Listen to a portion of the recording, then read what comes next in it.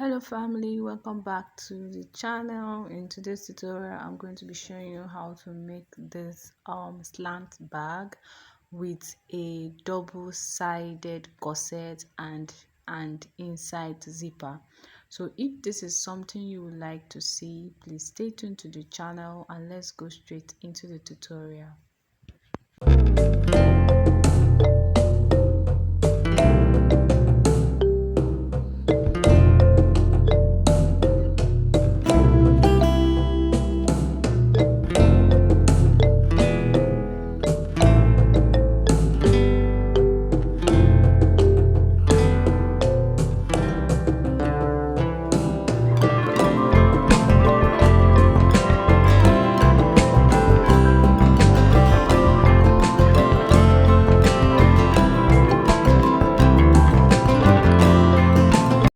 So guys, in the making of this bag, you are going to be needing a lot of pieces. So I've went off camera, I've cut out my pieces. So this is the two bodies and the flap. Then these are the corsets. So because it is a double corset, you are going to be having 4 sides and 2 bottom.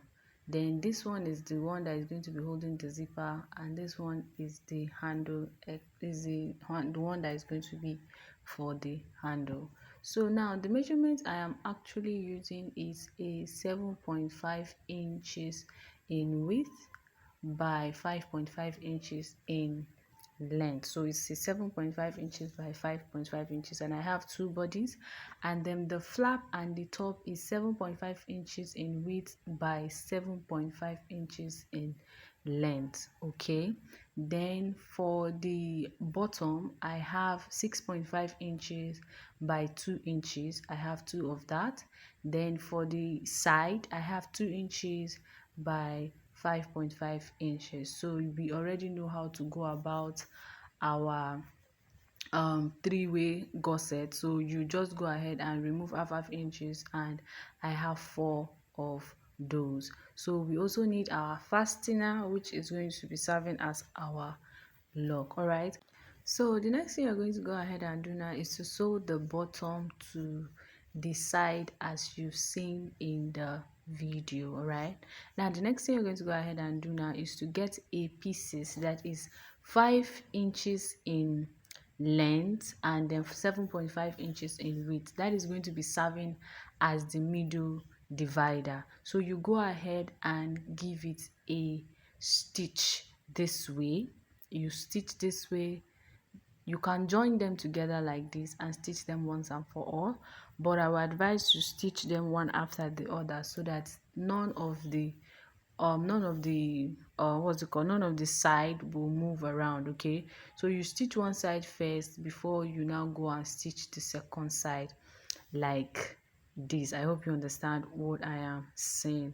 So after you are done stitching it, this is what it will look like. So they are going to be adjacent to each other like this, one in the front and one in the back, and the divider is going to be in the middle.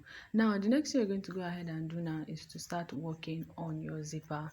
So this is a special way, or a one way of of getting your zipper end. Okay, so I have a dedicated tutorial where I showed how to use your lighter to burn the edges of your zipper so that you get this curve like this. Then you just sew on it straight wall like this without the zipper having to remove.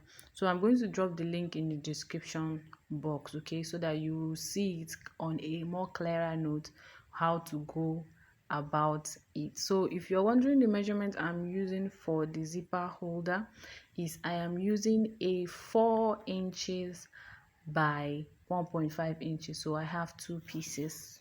So the width of our bag is 7.5 inches.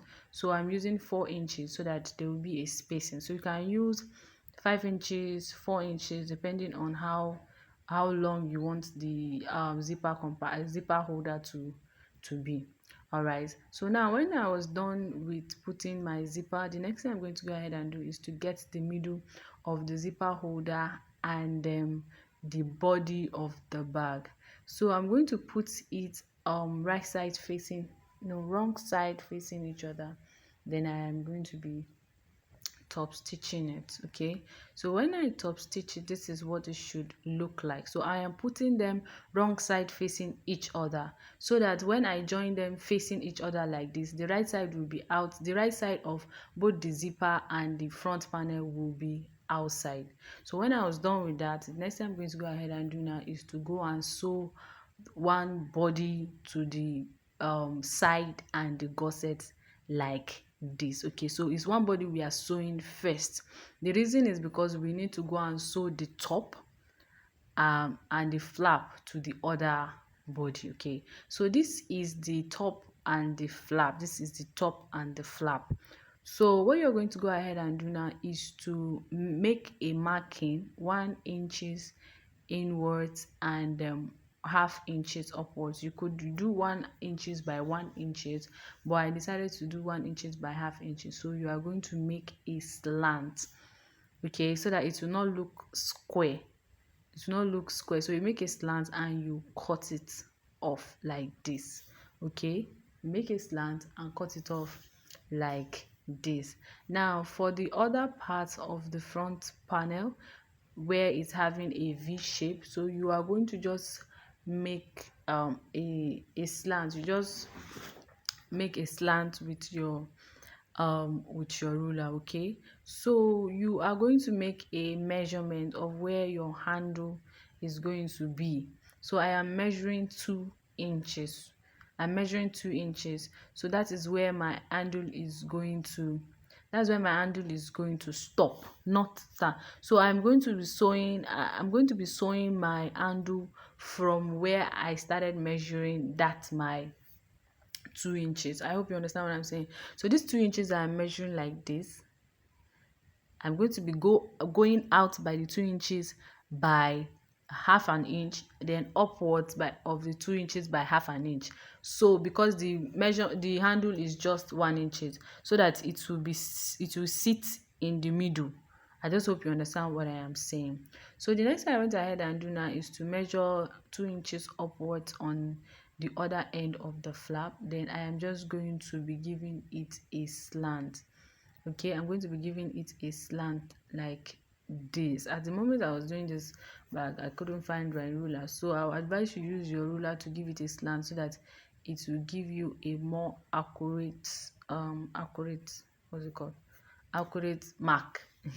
Yes, so you see that it was not giving me accurate, it was having whiteness in the middle, so I had to trim it again. Okay, so you need it to be not too pointy and not too wide. So when I was done trimming, this is what it looks like. Okay, so now the next thing I'm going to go ahead and do now is to just curve in some all the pointy edges, so that they will not be looking sharp.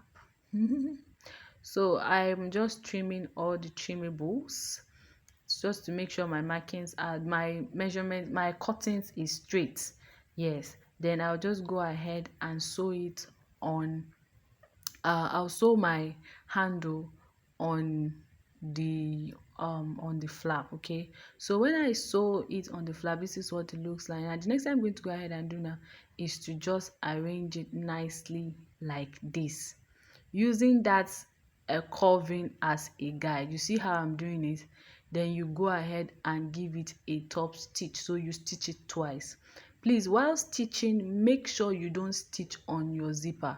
Make sure you are controlling this your zipper extension. You are making sure you do not stitch on it, so you should be very, very careful while stitching. So you should make sure you do not stitch on it, because if you stitch on it, your zipper will not open or close. So when you are done, this is what it should look like. As you can see, I did not stitch on my zipper extension. So now after you're done with that, the next thing you're going to go ahead and do now is to go ahead and sew the side to the second body, because this is the second body and we've sewn the first body already. So when you are done, this is what it should look like. So you go ahead and sew it to the body. So when you're done sewing, this is what it looks like, guys. So we are almost done with the bag. So as you can see, our two gussets are are available already. So the next thing you're going to go ahead and do is to now start putting your accessories. You put your runner, put your stopper, put your bag lock, and also put your eyelet, which is going to be serving as the long strap holder. So you could use a fabric, the same color leather for your long strap, and you could use a chain. As you can see in the beginning of the video, I was using a chain for the long strap. So what you use for your long strap is actually determined by you. So now the next thing you're going to go ahead and do is to get a lock. So this is an already made lock. So this is just how to fix it. You just open it wide and press it in like this. Then you put a super glue to hold it in place. Okay, now after the up part is stable, you go ahead and arrange your bag nicely. Then you just press in the second lock to it like this. You arrange it nicely, then you press it to it like this. So it's going to give you where the markings are going to be. So you use something sharp to just poke in the holes of the marking which the lock has given you already. So you need to arrange it nicely, because if you do not arrange it nicely, it will not fit in when you are done putting it. So when you open the marking, you go ahead and insert the second part of the lock. Then you press it in on the second side so that you flatten it on the second side. You flatten it on the, yes, it's flattened, it's called flatten. So you flatten it on the second side, and that is like basically everything about the tutorial. So if you don't know how to put an eyelet without an eyelet machine, I have a dedicated tutorial on the channel on how to go about that, and I am going to be putting the link in the description box, because it's a well detailed tutorial, beginner friendly, so that even if you don't have an eyelet machine, you could make gorgeous bags like this, and then use your hammer to get beautiful eyelet work. So thank you guys for tuning into the channel once again. If you are a returning subscriber, thank you for always coming back. I love you and God bless you. Thank you for all your comments, thank you for all your likes, thank you for your subscription, thank you for always sharing my tutorials. I do not take you guys for granted. I love you and God bless you. And if you're just tuning into the channel for the very first time, please do well to click on the subscribe button and also the notification bell so that you get notified whenever I post in new tutorials, because on this channel we have many more amazing tutorials to show you guys. On this channel, I teach bag making tutorials, padded works, Ankara padded works, leather works, and different kind of bags you can think of, both school bag and lunch boxes. As long as it's bag, this channel is the channel for it. So if you are a bag lover just like me, or a fashion lover just like me, then this channel is for you. Do well to click on the subscribe button and also the notification bell so that you get notified whenever I post in new tutorials. Having said that, don't forget to give me a thumbs up, and see you guys in my next tutorial.